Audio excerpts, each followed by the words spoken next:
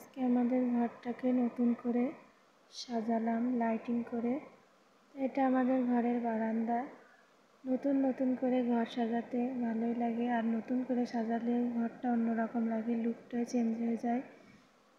তো আমার মতো এরকম কার কার ঘর সাজাতে ভালো লাগে অবশ্যই কমেন্ট করে জানাবেন। আর আমার ভিডিওতে লাইক শেয়ার কমেন্ট করবেন এবং সাবস্ক্রাইব করে পাশে থাকবেন। এটা রাতের ভিডিও করা, সেই জন্য এরকম দেখাচ্ছে। সবাইকে আল্লাহ হাফেজ।